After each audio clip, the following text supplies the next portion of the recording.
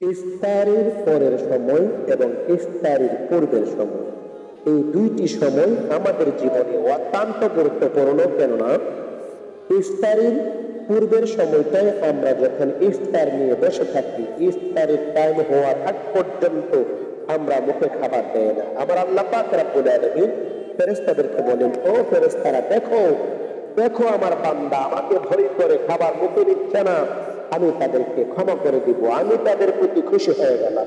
ইফতারির পরে আমার আল্লাহ পাক রব্বুল আলামিন অনেক জাহান্নামীকে জাহান্নাম থেকে মুক্তি দেয়। কথাগুলো আমি বলি নাই, কথাগুলো আমি বলি নাই। ইবনে মাজাহ 1643 নম্বর হাদিস।